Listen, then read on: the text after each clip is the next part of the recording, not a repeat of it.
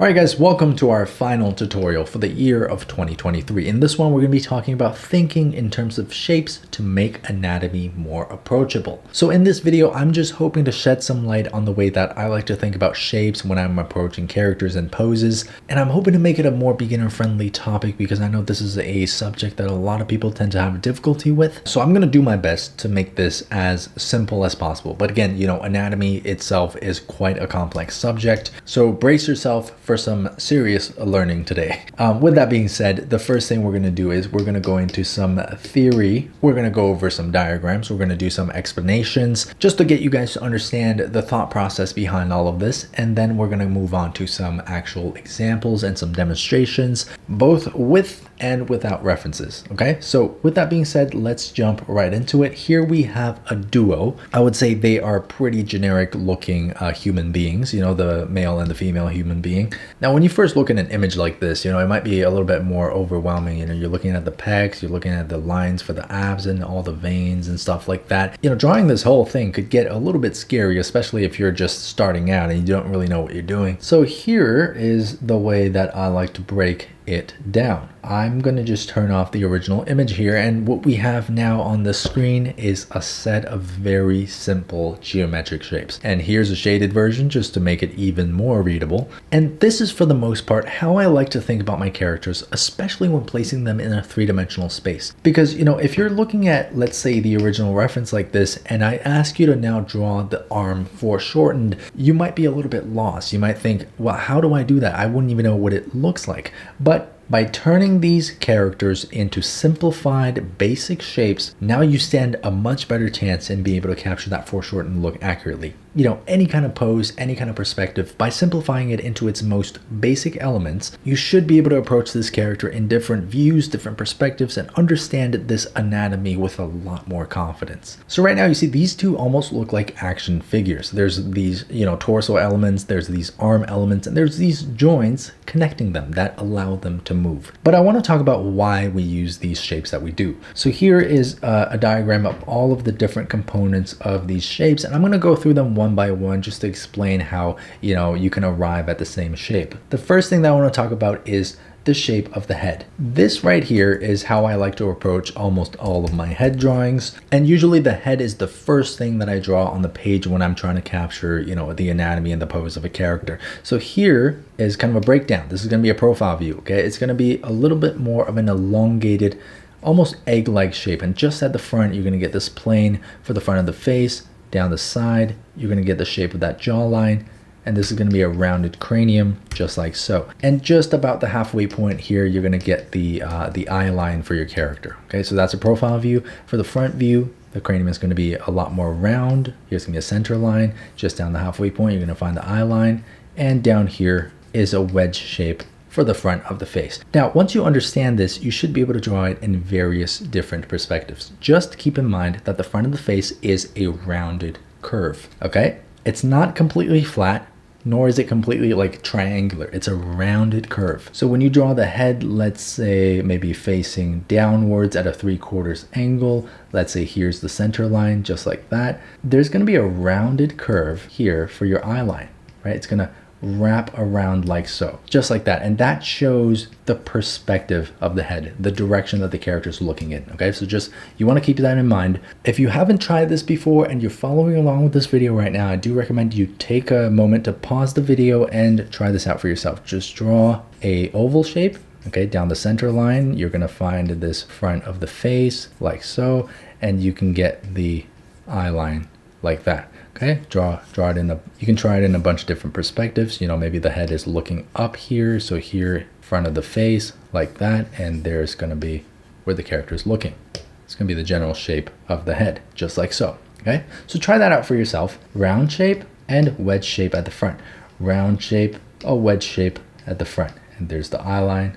There's the eye line. Okay, very, very simple so far. And don't worry, you'll see all of these in action as we go into the demonstration. So if you're a little bit confused on any of these individual parts, you'll see them come together really soon. The next thing that I want to talk about is, as we move down, the neck. I like to just think of the neck as a very simple cylinder. Okay, there's nothing too crazy about it. In real life, you're going to see that there's muscles connecting the base of the neck to the base of the cranium. There's stuff like that, and you might also get like stuff like the Adam's apple on the front. But for the sake of simplifying it into basic shapes to get a better understanding of the anatomy, we don't need to do all of that. How I want you guys to think of these two diagrams is, imagine a house being built. Imagine the wooden frames that you would see. It's like hollow, you can see through it. They have to build up this wooden frame first before they start applying things such as insulation and the brickworks and all that stuff. And in our case, you see these basic frames for our characters.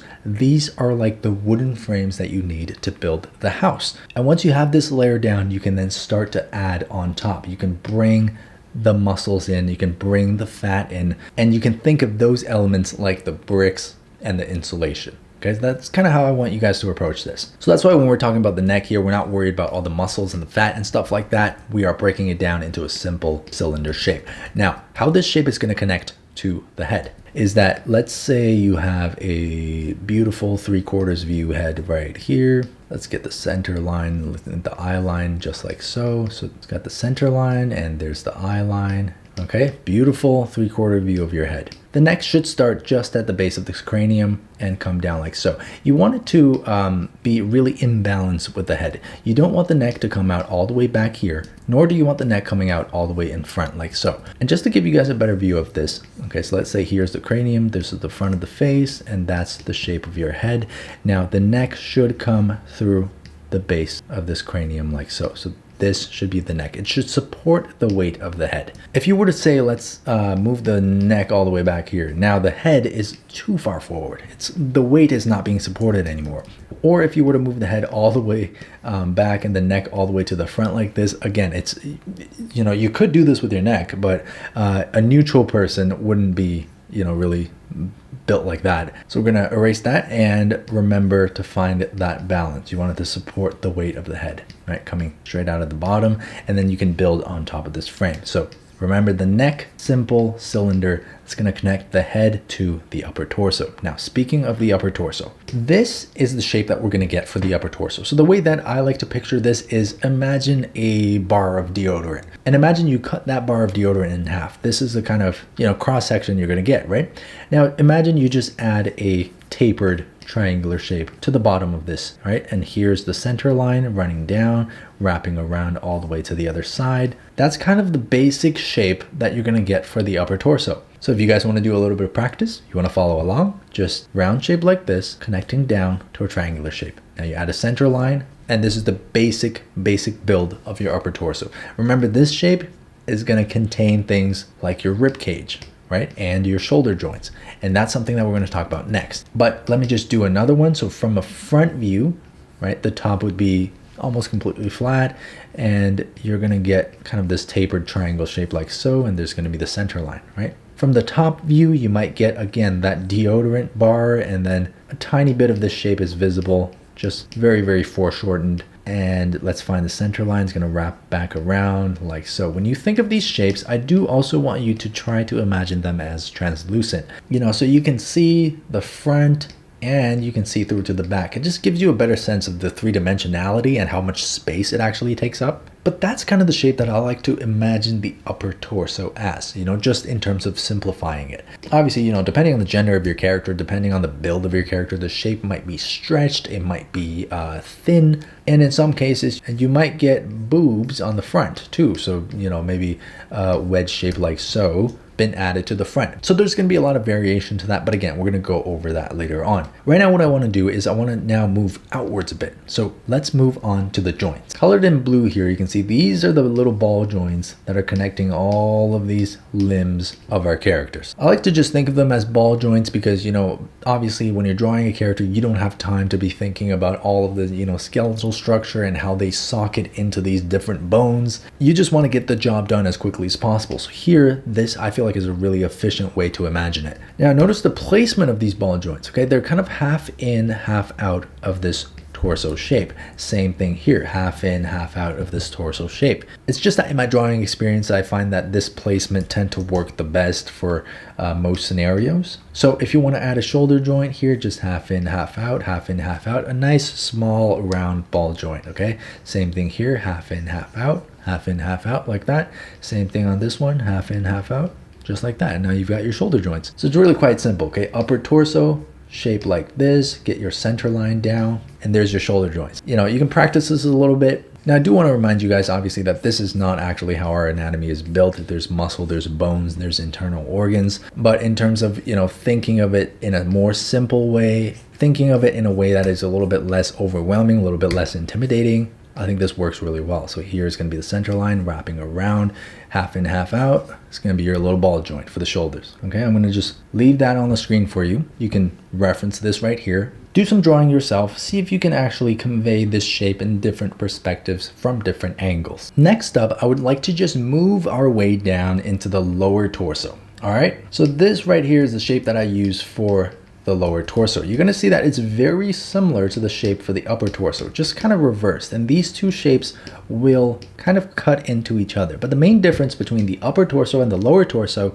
is the cross-section shape. Now, let me show you what I mean. So for the upper torso, you know how we said it's more like a deodorant bar, you know, the cross-section of a deodorant bar. Here's going to be the front, here's going to be the back.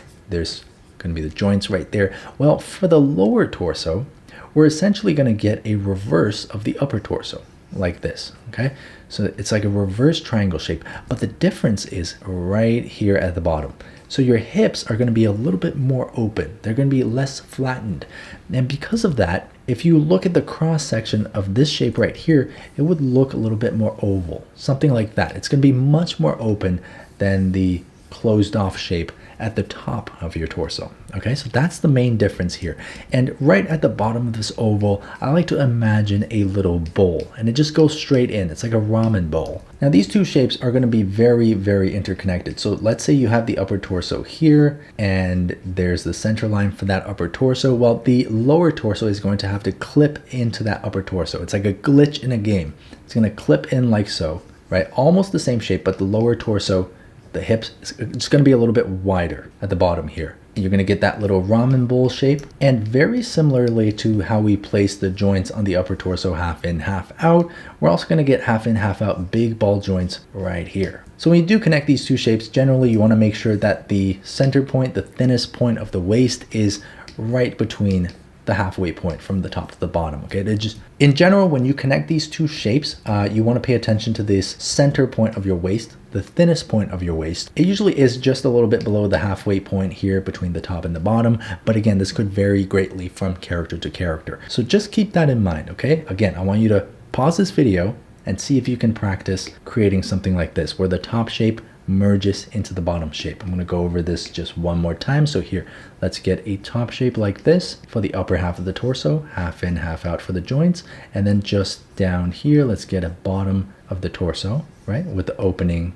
of the hips and the little ramen bowl at the bottom. And now half in, half out, these are going to be the hips. So that is a very simple construction for the torso of your character. Now, again, take note of the three-dimensionality of the shape and the thinnest part of your waist. So again, if you're following along with this video, I want you to pause the video and try that out for yourself if you can. I do want you to try to get familiar with these shapes because we are going to be using them a lot in the next stage of this tutorial. But after that, everything else is quite simple. Okay, so once you've laid down these joints, once you've combined all of these torso elements, what you're gonna get is basically cylinders. Okay, everything is just cylinders. You see the upper arm, very simple cylinder. The upper leg, very simple cylinder. The only case where I try to break this rule a little bit is the calf. So I like to add a ridge on the calf just to show the kind of musculature and the shape. But again, you don't have to do that. You could just draw it like this as well and just add it in later. Completely up to you. But in general, these limbs are all going to be cylinders. So I do want you guys to practice that as well, because we're going to be drawing these in perspective a lot. Just to give you guys some examples, okay, here's a ramen bowl like so, half in, half out. These are going to be our hip joints. And just under the hip joints, if your character's relatively still, we're going to get a nice cylinder like so, maybe another cylinder over here like so. And just under these two cylinders, you're going to get the knee. That's going to be our knee joint. One thing that I think is going to help you out a lot is if you keep in mind the length of the upper leg versus the length of the lower leg. They should be about equal lengths apart. Okay, so that just helps you out with your proportions a little bit. But just at the bottom here, another nice cylinder with a ball joint at the very bottom for the ankle. Okay, there's a cylinder right there, ball joint at the bottom for the ankle. And again, remember, half and half. Now, if you're like me and you want to be a little bit fancy with it, you can add a ridge up here and it gives your calves a little bit more shape. So you can do that as well. Okay, and then when you move down to the feet, it's very simple wedge shape for the feet. Think here's the ball joint. Now the feet's just going to come down like that. There's going to be the heel just behind, and these are going to be the toes. Okay, very, very simple wedge shape. We don't want to overthink it. It's really the same idea for the arm. Let's say you have your shoulder here. It's going to be a cylinder like so, coming forward. Going to be another ball joint here for the elbow, another cylinder extending forward into the forearm, just like that. And there's going to be another ball joint, and just in front, you're going to get the shape of the hand. Now, usually for hands, I like to just break it down into these simple elements. So there is the back of the hand. There's a triangle for the extension of your posable thumb. And then up here, the shape of the thumb, very simple shape right there. And a nice curved square to showcase the shape of your fingers. Okay, and that's about as far as I would push it, especially in this kind of drafting stage where you're laying down this base foundation and breaking it down into simple shapes. The most I would do is just separate the index from the rest of the fingers. If you're viewing the hand from a different angle, you can give it some three-dimensionality, right? So here, let's say that's the palm of your hand. You can add the triangle shape right there with a nice rectangle for the thumb, and then just in here, you know, give it some three-dimensionality like so, and you can cut away one piece for the finger just like that. Okay, you know, especially if you have trouble understanding, you know, the nuances of anatomy, which most of us do, and I will admit that, you know, sometimes when I'm drawing my characters as well, I don't know what's going on. I don't know all of the little details and all of the muscles and the small, you know, bones in the body. So this helps me out a lot, you know, thinking in terms of these geometric shapes. As long as you're following the general rules of the body, the way things work on the body, it should be convincing. You don't need to know every aspect of muscle anatomy. All right, guys, so that's a pretty long explanation of the breakdown of the human body, a very complex, you know, anatomical structure into something that looks more like an action figure. Now, if you're following along with this and you're a little bit confused about certain areas, don't worry. I'm going to show you guys how this works in action with some actual demos. But just before we do that, I do want to cover some more basic house rules. And this mostly applies to proportions. For the most part, the most common mistakes that people make tend to be due to a lack of understanding of, you know, basic human proportions. A couple important things to keep in mind. In general, the bottom of the pelvis to the top of the head, you're going to get a length that is about equal to the length of your legs. Okay, so just remember that, bottom of the pelvis, top of the head. Now this is going to vary a little bit from person to person. Some people might have shorter upper bodies, some people might have shorter legs. It just depends on the subject that you're drawing and the type of stylization that you want to do. But in general, remember, upper body about half, lower body about half, okay, lengthwise. And the human body is full of these beautiful measurements. So if you go from the shoulder down to the wrist, about halfway, you're going to get the elbow. Okay, it just lines up perfectly. Same thing for the legs. If you go from the hip joint down to the ankle, about halfway, you're going to find the knee. So these are some things that are going to help you out with your proportions. Also, one thing to keep in mind is that usually the thinnest part of the waist lines up pretty well with where the elbows are going to be. So if you're drawing a character with their arms at their side, the thinner part of their waist should line up with their elbow. Okay, same thing here. See, the thinner part of the waist lines up with the elbow. Just some beautiful measurements for you guys so that you don't make simple proportional mistakes for your characters. Now, here's a great example of why thinking in terms of these three-dimensional, simple geometric shapes can help you a lot in understanding anatomy. Look at this arm, for example. This person drew these lines all around their arm, and when there's no foreshortening, meaning that you're seeing the entire side of the arm, you see the lines are perfectly straight on that arm. But when that arm is brought towards you, when it's facing you, you're seeing more of this curve. And a lot of that is actually reflected in the shape of a cylinder. So if you have a cylinder that's facing towards you, look at the curves on the side of the cylinder. It's going to be a little bit more rounded. But if the cylinder is not facing towards you, let's say you're viewing it from an angle that's more from the side, well, now these curved lines are going to appear more straight. Okay, so this is just basic perspective. It's going to get you to understand the way these limbs are moving, the way things are being foreshortened a lot more easily. Something else you're going to see is that look at the length of this arm. Look at the length between these lines. When you foreshorten this arm, the length becomes shorter. The length between the lines also becomes shorter. So there's less of that limb actually clearly visible to you. And we're going to see that in examples from real life too. So for example, this leg, right? Here's the joint, and then coming down here, you can get this cylinder shape, another joint. But if you were to draw lines around the shape,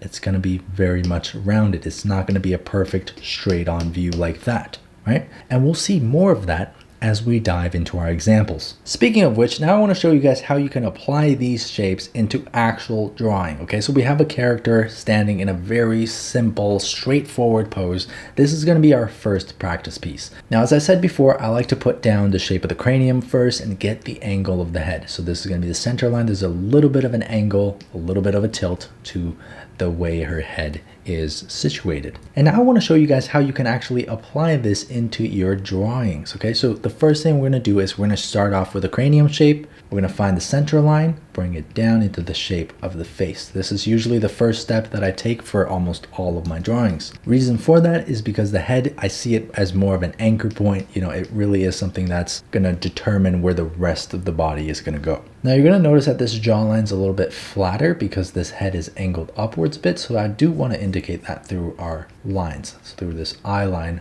across the front of the face, like so. So you can see this head feels like it's looking slightly upwards. So once you're happy with that, you know, what I like to do is find the general composition of this pose, just so that I have a guide for where I'm going to go next. This pose kind of has an S curve. It's coming down like this, and I do want to try to capture that. Now her neck is going to be coming down at a slight angle. It's going to be connecting to the head like so. Again, thinking of that cylinder shape, so the neck comes down like this. The next thing that I want to pay attention to is the angle of the shoulders. Okay, so between this ball joint and this ball joint, what is the angle here? That's going to tell us a lot about the pose of our character and also the perspective that you're viewing this character from. So that's number one. The second thing that you want to pay attention to is the hip joints. So these ball joints here. Now her hips are going to be angled the opposite way.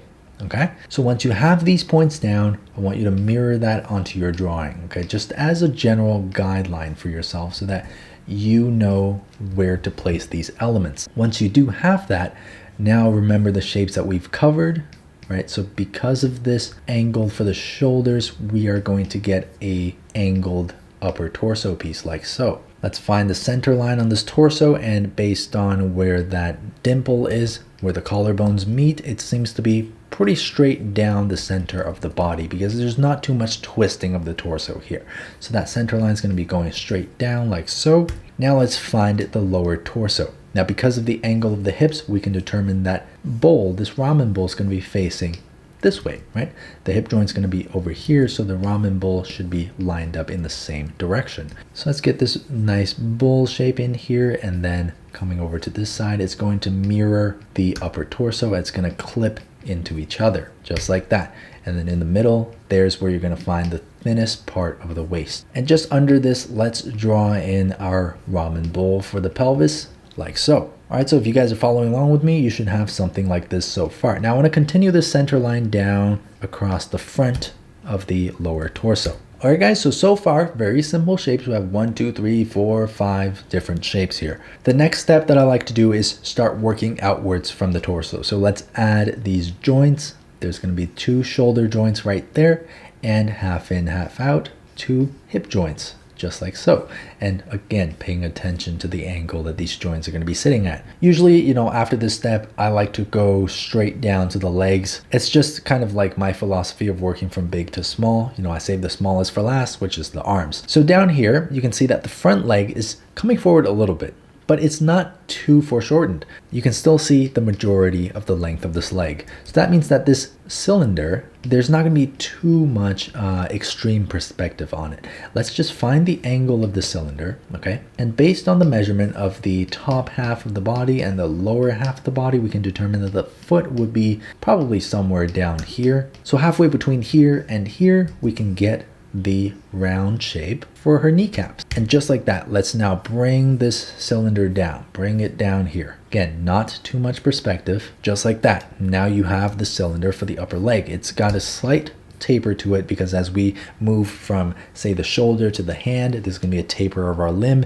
and same thing's going to occur when you move from the hip down to the ankle. There's going to be a bit of a taper to our limb. Now, after you've applied this ball joint for the knee, let's go down to the second cylinder for the calf. Now, this cylinder is going to go downwards like so. There's, again, not too much perspective on it, but it's going backwards this time. Okay, so be sure to showcase that in the perspective of this cylinder. See, that looks pretty good. Now I'm going to add a secondary ring here just to give it a ridge like that, just to showcase, you know, the basic anatomy that's being conveyed with these shapes. And there you go. There's the part of the front leg mostly done. Now let's add a ball joint down there for the ankle, and just beneath that we can get this wedge shape for the foot. Now, not all of her foot is visible in the image, so we're gonna have to shrink that down a bit, and you can kind of make your own interpretation of it, right? Now let's move on to the leg behind. So because of this ball joint being much higher up than the one that is closer to us, that means this second cylinder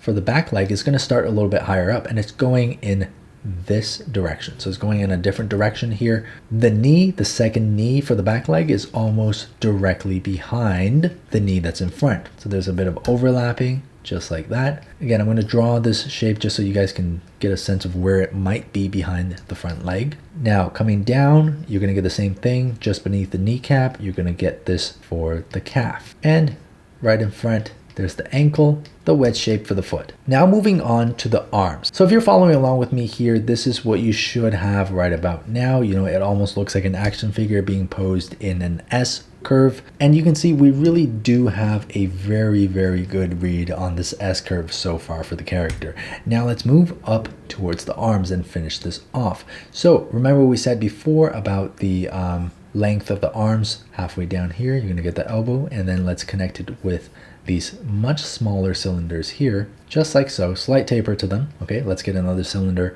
just under, and that's going to connect to the wrist. Same thing on the other side, cylinder connecting to the wrist. And just down here, let's get a nice square shape and triangle shape for the hand. Same thing on the other side, rectangle, triangle, thumb. And now congrats, you have your first character. Now you can actually go in with a little bit more detail. Okay, so if you want to add the boobas here on the front, you can get a sort of a wedge shape on the front here just to indicate the three-dimensionality of this element on her chest, kind of like that. But for me personally, I don't like to add too much of these external elements, like I said before, you know, like the bricks and the insulation onto the base structure of the character, okay? I like to add that on later on as we start detailing out the characters. Now that you've laid down the basic shapes, you should understand how this is supposed to look in three-dimensional space. So if you were to start a new layer, you can start adding more details to it, right? So let's say you have, this is the front of the character's face. You could even get the brows. You can get a simple render for the eyes here. You can start adding details such as the ears, the hair. You can add the neck and the way the traps kind of connect down to the shoulders. Again, paying more attention to the curvature in the anatomy, like so. And then here at the front, you can start adding more details, just like that. Now, it's important that, you know, when you do try to flesh out your character, that you're not just tracing over the lines that you put down, because remember, what we have before is more of like a base scaffolding for your character, and it's not necessarily something that you should follow one-to-one. So in some of these areas, you see that there's like a protruding, like a roll of, I'm not sure if it's like body fat or if it's just the clothing, but it doesn't always stick to the base structure. So you want to also pay attention to that. You know, you want to add some flesh where you do see that flesh, you know, especially here for the hips. You can see that it comes out a lot more, and down here on the legs as well, you're going to see a lot more curvature. Now coming down here to the calves, there's going to be more curvature here. Again, more curvature. You're kind of just softening up some of these lines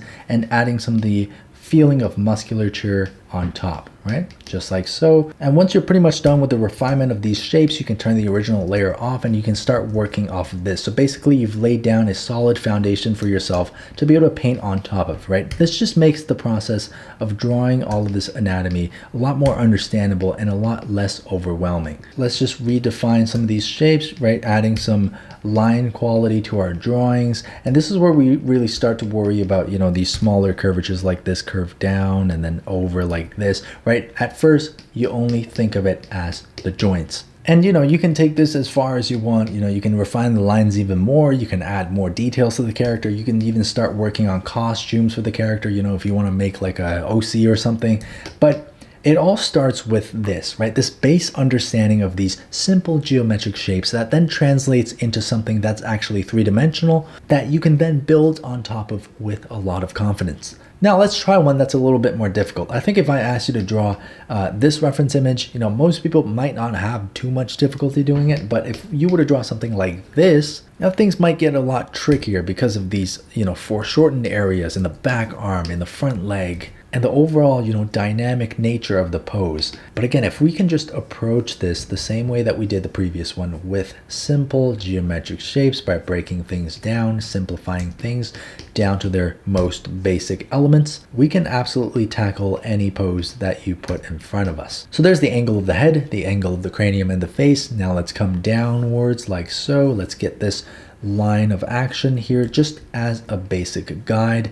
Let's get the angle of the shoulders. Again, these lines are just to tell me where things are generally going to go. And you see the hips are pretty much level with the ground, right? So there's going to be a lot of twisting here. Coming down, you see this front leg is going to be almost just under the head, and the back leg is going to come out from this line of action that way. So this is the first step, right? We want to get the gist of this pose so we know where things are generally going to go. So after you've laid down the basics of this pose, now I want to find the neck. So this neck is going to be quite a bit thicker than the previous one that we've drawn because the character that we're drawing here is a lot more muscular. There's a lot more meat on his bones. So this neck should be, again, connecting with the bottom of the cranium, and it's going to be angled backwards a little bit, kind of following that line of action. It's going to be quite a bit thicker. That's just like that. Pay attention to the length of the neck as well. In this case, it's not super long. It's going to connect down to the body like that. Okay, so there's the head and the neck.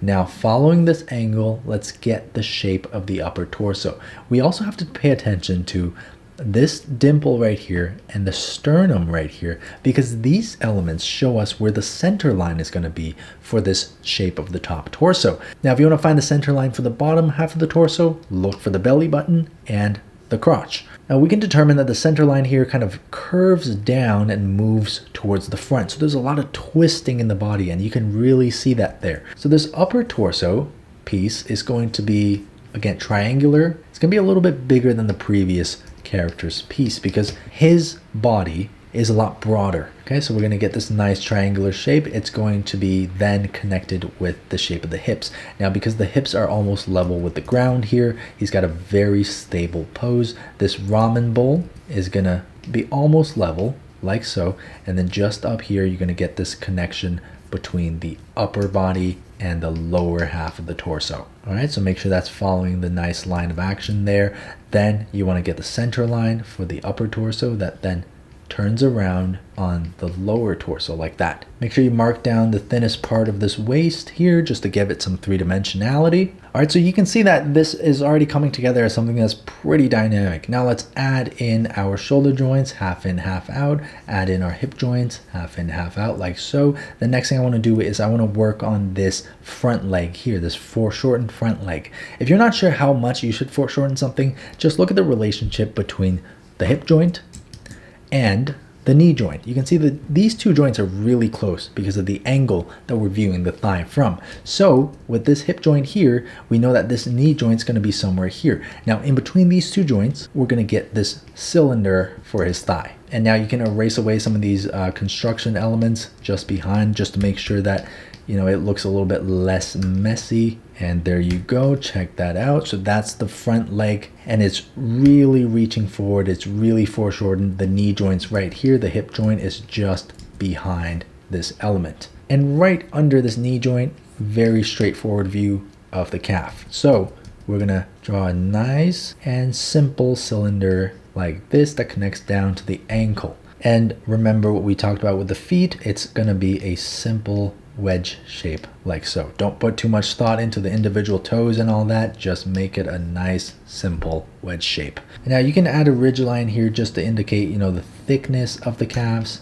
Now let's move on to the other side. So because we can see the majority of this leg, we know that this cylinder is going to be not very foreshortened. You can see most of this side surface. So this cylinder is going to come down something like that. And because there's not too much foreshortening, it's going to be quite long. So there's going to be the knee joint, and then here is going to be the calf, and this cylinder is barely visible because it's so foreshortened. Just behind the calf, you're going to get the ankle joint and this wedge shape for the foot on the ground. Now, moving our attention back up, let's attach the arms. Okay, so the front arm first, let's get this cylinder shape here. You can see not too much foreshortening, so there's not going to be too much perspective acting on this cylinder. Here, you're going to get the elbow joint. Here at the front, you're going to attach the elbow joint just like so, and then the front half of this arm, there is going to be quite a bit of foreshortening here. So this cylinder is going to attach to this wrist joint like that. And if you have trouble picturing this foreshortening, just draw your cylinder like this and add these rings. And these rings really just help you understand the three-dimensionality of these shapes. Okay, it just helps you out a little bit if you have trouble picturing it. And then here in front, that's going to be the hand like so. This is going to be the thumb right there, just like that. Now just moving backwards, we're going to get the rear cylinders here. They're going to be quite foreshortened. Again, add in the rings if you have trouble picturing this. It's going to be reaching back, and then the forearm is going to attach to this round ball joint here at the elbow, and it's going to be coming back forward. So there's going to be a lot of foreshortening here. Add in the rings if you're not sure how to picture it, and there's going to be our fist. Now, one thing I'm going to do is I'm going to take this joint and move it a little bit further inward so that it's covering more of the upper torso, just to emphasize the fact that this joint is in fact in front, and erasing some of this back joint to emphasize that this back joint is behind. So there's a little bit more perspective here to the body. Okay, so if you've been following along, you should have something like this. Again, a very dynamic pose here, but if you do want to start adding musculature, I would recommend turning this opacity down, using it as a base, adding a layer on top. Now, I'm not going to do the whole thing here, but I do want to show you guys how you should pay attention to these muscle structures. Again, you don't have to follow and trace these lines exactly as is. Look how big his traps are. They're really bulging up here, and they're really almost fully connected to the back of his head instead of the neck. So there's going to be that bulge there, and you're also going to see that bulge for the deltoid here. So that's the delt, and that's the trap. So you're going to see a lot of bulging muscles there, right? And coming down here on the neck, you can see there's a lot of muscles acting right there. Now, just following the general structure, you can add more of these round bulges like that right there. Again, having this kind of foundation just makes anatomy so much more approachable, because now you know exactly where things are going to go. You know, you're no longer trying to figure out where things are supposed to go and how they're supposed to look both at the same time. So down here, you can see that on his back, there's quite a big muscle right there. This is his lats that kind of comes down, straight down like so, connecting to this side of his torso. So again, remember, we're not just tracing over this line, right? We're actually building on top. We're adding muscles, we're adding fat, we're adding more meat and tissue on top of this frame. See, with the front of the pecs, you're going to get the same thing just like that. This pec right here, same thing just like that, right? You're going to get more of the core muscles as well down here. So because his frame is quite robust, you're going to see a lot more of that in this drawing. You know, you're going to have muscles here that extend far beyond the original structure. Same thing for the legs, okay? You're going to get more muscles here and muscles down here that extend far beyond the original structure. But the point is, we're thinking of it like a base structure, right? We're just using this as something that helps us know where to apply these anatomical elements. So we're adding these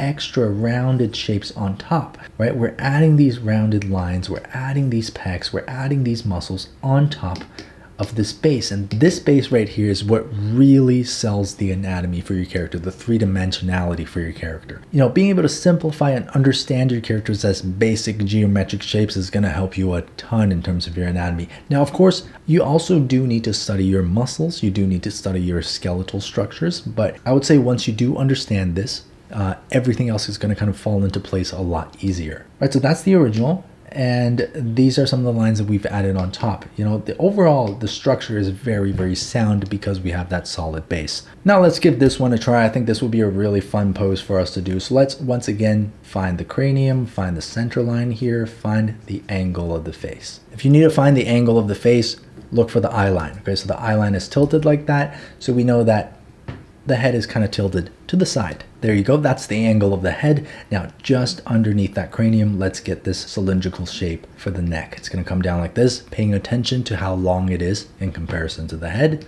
Okay, now let's bring it down into this nice line of action. I'm going to just shrink this a little bit so we have space. Let's find the angle of the shoulders. It's going to slope down just like that. And the angle of the hips is going to, again, just curve right up like that. And once you have these guides, you can start adding in the base shapes for the upper and lower torsos. It's a nice shape right there for the upper torso. You're kind of viewing it from a bottom up angle.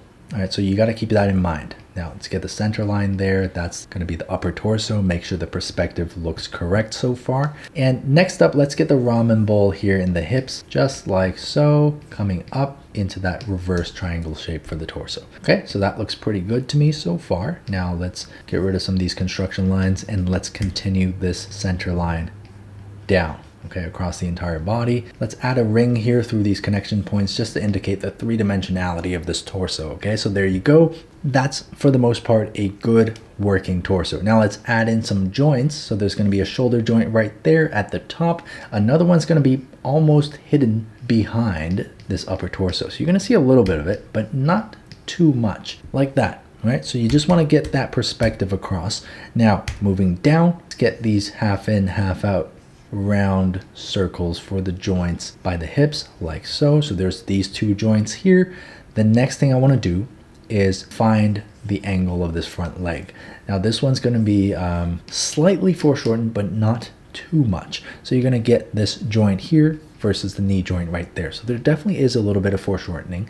Let's get the knee joint somewhere out here. Let's get this cylinder shape like so. And to be able to do this effectively, you definitely need to know how to draw cylinders in different perspectives. So just remember what we said before, right? If you're viewing a cylinder from a front-on angle, you're not going to see too much of this surface. But if you're viewing it from more of a foreshortened angle, you're going to see a lot more of that surface there and a lot less of the side. So it's going to look more like that. Okay, so you just want to, practice that a little bit, get comfortable with that so you can apply it more effectively. But that's the front of the leg. Now let's come down from this knee joint down to the calf. If you want, you can add a little ridge here to indicate the anatomy of the calf, like so. And then down here, let's get a nice triangular wedge shape. All right, there we go. Now moving on to this back leg here, this other joint, you're going to be connecting it to a cylinder shape that comes down like so. It's going to be a knee joint right there. Another cylinder for the calf. You can add a ridge here to indicate the anatomy of the calf, like so. Again, remember, half and half.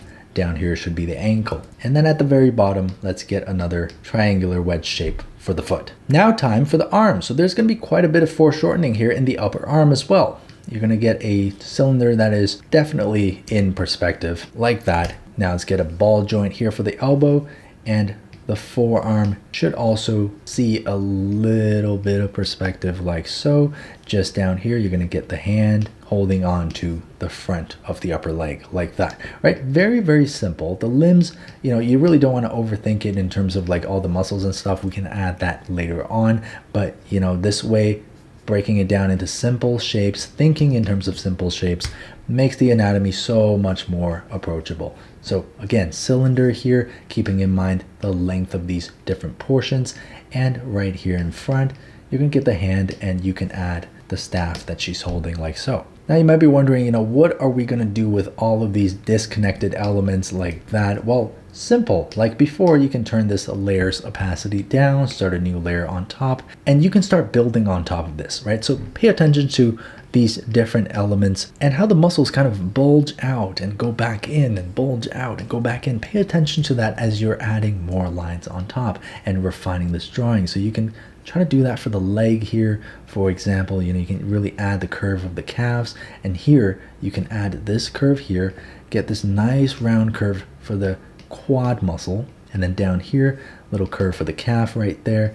You can come back up, add in this curve right here, and you can add in the chest area as well, just like so. So following the center line, there's going to be the belly button. Here's going to be some more musculature for the core area, and then right down here, more musculature for the glutes that you can see. And also right here, you're going to get some more musculature for the bottom and the top of the leg. But, you know, once we do flesh this out a little bit, you can then take the original layer off and you should be able to see something that is quite convincing in terms of the anatomy, right? So just like so. And yeah, like this is quite a convincing rendition of the pose that we were drawing, right? And because we understood this as more shapes in three-dimensional space, there's going to be a lot more structure here to your drawing that you apply afterwards, right? All right, now let's try one more and then I'll show you guys how you can even use this to create characters from imagination. So let's draw the cranium down right here. Again, paying attention to the perspective because we're viewing this image from a more top-down kind of angle. So that means the eye line is going to be curved in front like this, and this is going to be the center line. You're going to see a lot more of this downward curve like that, right? Now this one's going to be really interesting because we don't really see the neck. The neck is actually completely hidden behind this face. So that means we can just find where the shoulders are, right? They kind of intersect with this jawline here, and we can forego the process of drawing that cylinder for the neck because we really just can't see it. So let's mark that down. This is where the shoulders are going to be. And because she has a very straightforward and straight on pose, we don't have to worry too much about this line of action. Now, the things that we do got to consider are the length of the head and the length of the upper torso versus the lower torso. Because we're viewing from top down, we're going to see much more of the top and a lot less of the bottom. So let's say maybe here is where the hips are going to be, and a little bit further down, you're going to get the feet. Okay, that's just a general guess. But from up here, let's draw in the shape of the upper torso like so. Again, the shape and the size of this upper torso depends on the character that you're drawing. If you're drawing a really big and burly character, you might want to make this even bigger, right? But if you're drawing a small and daintier character, you can make it smaller. You know, you want to try to adjust it to fit the frame of the person that you're drawing. So let's get this shape in, and then at the bottom, let's get ramen bowl shape in. Now, because you're viewing from top down, you're going to see this in a lot more perspective. Kind of like that, right? You're seeing a lot more of this opening of the bowl versus if you view this bottom half from the front, you're going to only see a very small sliver of the bowl. Now just under, you're going to add a little ramen bowl, but it's going to be barely visible here because we're viewing the character again from the top down. Okay, all right, so once we're happy with the torso, let's add in the shoulder elements here. Make that a little bit smaller, just like that, okay? And just under here, let's add in the hip joints. They're going to be partially covered up because we are looking at the character from the top. So once we're happy with this, now what I want to do is I want to find the perspective that we're viewing this leg from. So I think there's going to be quite a bit of foreshortening because it appears really small in length when you compare it to the rest of the body, right? Just down here, let's draw in this cylinder shape. Let's bring it all the way down like so, and then draw in the front of this cylinder shape. It's going to be quite a bit smaller than the rest of the body, and that's perfectly fine because it is in perspective. So let's draw in the kneecap shape here, and then just in front of that, we're going to draw in another cylinder. Keep in mind the perspective that's being applied to these cylinders. They are going to be quite foreshortened, and there's going to be the ankle and just down in front, wedge shape for the foot like so. All right, there we go. There's the leg. For the most part, a really good perspective. Now for the other leg, we're going to get even more foreshortening because it's moving backwards. So this kneecap is going to be a little bit above, a little bit closer to this hip joint here, and this leg will be even more foreshortened. You're going to get even more of this nice curvature on that cylinder. And then as you move all the way down, you can barely see the calf. So this shape is almost completely concealed behind that knee joint, right? So you just want to hint at that, get an idea of the ankle joint in there, and there's just going to be the foot. It almost looks as though the foot is coming straight out of the knee, but that's just the effect of the perspective that's being applied to this character. So that looks pretty good so far. Now let's move back up to the arms. There's also going to be quite a bit of foreshortening on the arms. So again, if you think of it as cylinders and simple shapes like this, it becomes so much easier to understand why, you know, this perspective is being applied this way, why this character looks this way, you know, and in general, it's a lot less intimidating to approach something like this. And this is a technique that's really helped me out a lot in terms of, you know, practicing poses and drawing characters in different poses, whether it be in my sketchbook or for actual drawings. Now, granted, you don't always see me doing this entire process when I'm doing most of my drawings. And it's a very similar reason as to why you don't see me draw guidelines all the time. It's just because I'm thinking of them in my head, but I don't necessarily need to put them on paper. And that just comes with like a little bit more experience, a little bit more familiarity. And if you do practice it enough, you get this into your mental library, you can definitely do the same thing. You don't have to draw out all of these shapes every single time. And if you do practice a little bit more, you get this into your mental library, you can definitely do the same thing. You don't have to draw out these shapes all of the time, but this will definitely deepen your understanding and remove some barriers when it comes to, drawing characters and anatomy in all kinds of different perspectives and poses. Again, the goal is to just make things easier for yourself, right? That's the whole point of this tutorial, just to think of it in an easier way. Break things down in a way that's more digestible. And there you go. So after breaking some of these elements down, now we have a very solid construction for the base of our character. So again, like before, you can turn the opacity down and you can start adding more details here. I'm going to go over this one in a little bit more detail just to show you guys. So here are going to be the ears. This is going to be the front of the face. There's going to be the nose, the eyes, and there's going to be a hint of the mouth like so. Now you want to come down here and connect these traps, add in these muscles on the shoulders, add in these lines that connect the armpits to the chest of the character. So again, think of this as like building on top, right? So essentially we're working from the biggest elements, the most crucial elements of the anatomy of this character, and then working our way into smaller details, adding in these curvatures, these different shapes. Coming down here, let's add in some of the contours for the core, accentuate this perspective a little bit. You can see some hints of the rib cage there. There's gonna be the belly button right there. And just down here along the rim of this ramen bowl, you're gonna get the line for the underwear, just like that. And right down here, let's get the curvature for the front of the leg. Let's get the curvature for the inside of the leg and some detail for the knee, just like that. Then hidden just behind, you're gonna get the calves. And now to the front leg, more of that curvature. Down to the side, more of that curvature. Here's going to be the knee and the calf. At the bottom here, it's really foreshortened, and there's going to be the foot, right? So now coming out towards the sides, let's get the shape of the arms here. It's going to be the elbow joint right there, and pretty straight arms with the hands at the front.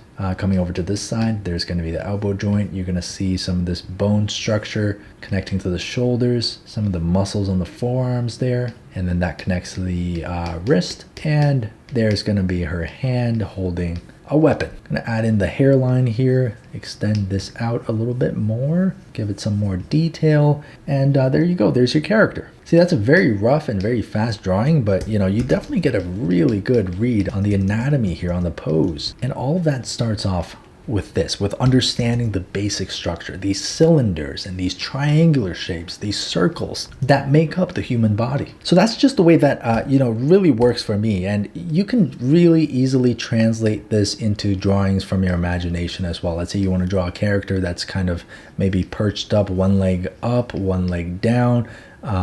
Maybe they have their arm leaning on their leg and the other one is in front, okay? Something like that. This is just the idea for the pose.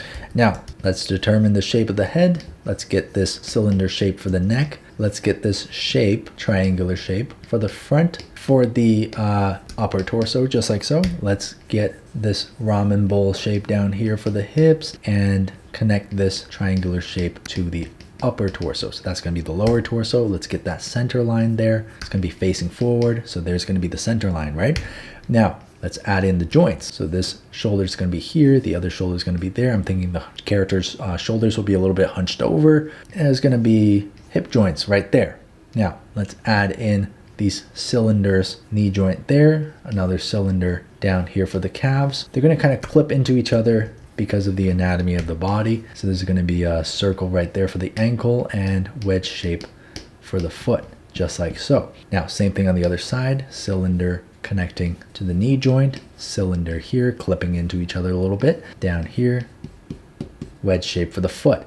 Now let's move on to the arms. So you're going to get a cylinder here, it's going to come down like that, connecting to the elbow, cylinder down here, connecting to the shape of the hand. Maybe this hand is on the ground like so.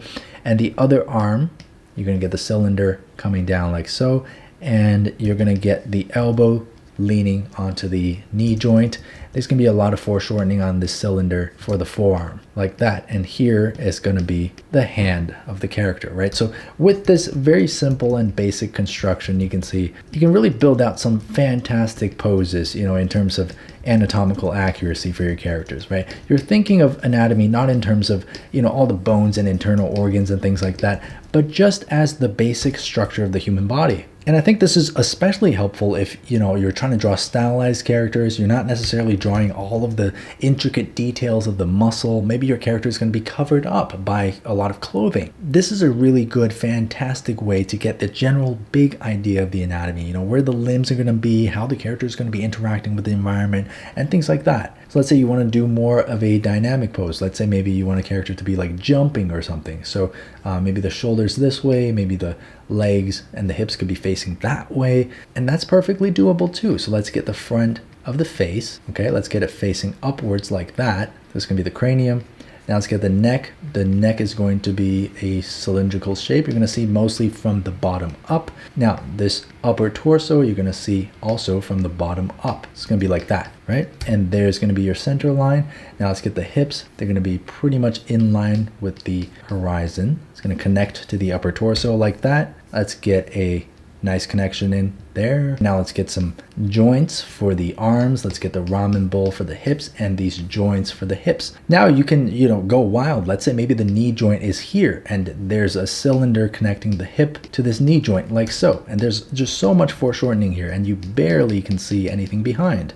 Just going to be a big cylinder shape right there, and that's going to be the knee joint, and just under that you're going to get a cylinder for the shape of the calves. You can choose to add that ridge on there as well. There's going to be a shape here, and just down here, wedge shape for the foot. And now for the other leg, you know, you can go any direction that you want. Maybe we can add a cylinder going in this direction, just following the flow of this action line. Knee joint right there, and just under it let's add in the secondary cylinder for the bottom half of the leg. Let's add another joint there for the ankle, and just down there let's add the foot. So you see now you've got a very dynamic pose with two legs, and you really get a good understanding and read on the three-dimensionality of the anatomy here. Maybe we can bring this arm back a little bit. Maybe the character is about to throw a punch or a spike, maybe for a volleyball or something. And this arm could be going upwards like so. Again, same logic, joints followed by cylinders, right? And the cool thing is you can apply this to various body types as well. So if you have like a really big and burly character, let's say here is the head and here's going to be the neck. Let's make the neck of a very, very thick cylinder that comes down like so.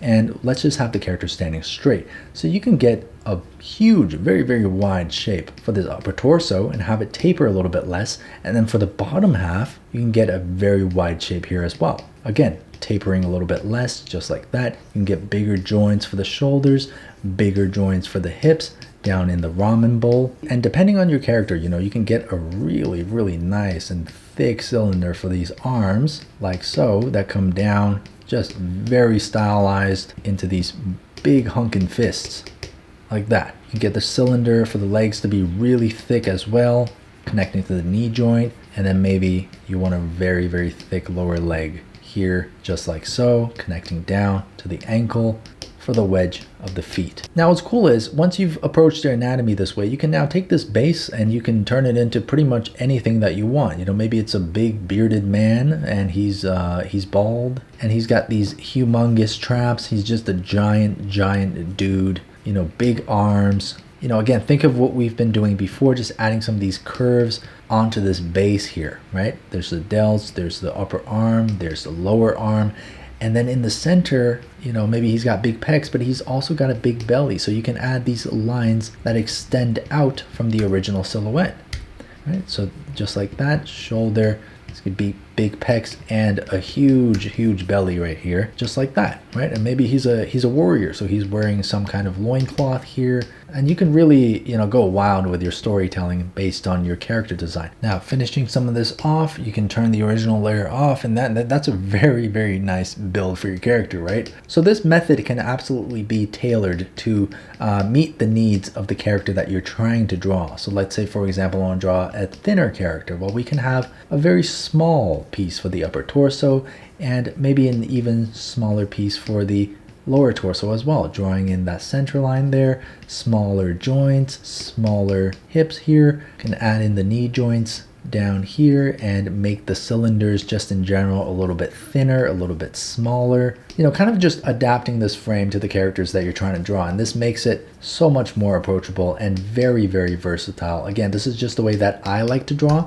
So if you guys find that there's something in this process that's a little bit awkward for you, please feel free to change it out. Feel free to do something that maybe works better for the way you prefer to draw, right? And I think that's a really important point here is this is what works for me. This is something that I've been doing for a while now, and it's always been working for me for my characters, especially when I'm just trying to draw a very simplified version of them and not go into too much detail about their anatomy. This is what's been working for me, and I'm hoping that it'll work for you. But if there's anything in here that, you know, is not to your liking, feel free to change it out, because we all, at the end of the day, we learn differently and we work differently. So I really hope you guys enjoyed seeing this process and getting some insight into the way that I like to construct my characters and simplify their anatomy into basic geometric shapes to make it more approachable. This is not to say that you should ignore, you know, skeleton structures or muscle structures and fat deposits on the body, but especially for beginners out there, this just provides that frame, that nice solid wooden construction frame that you can then start laying insulation and brickwork on top of. Alright guys, so hope you guys enjoyed this video. I'm going to upload some references for you guys to use and try to apply this method to. And after watching this video, I do recommend doing a little bit of practice with the references that I gave you. Try to do at least 30 minutes of this. Just go quickly. You don't have to make them too refined, but doing it right after you learn about it is going to help you retain that information a little bit better. And show me that in the Discord, okay? And I just want to thank you guys once again for being here and supporting the work that I do, and it's truly an honor for me to be able to share some of the things that I know with you guys. So I really appreciate you guys for that. And with that being said, I'll see you guys on the next tutorial video.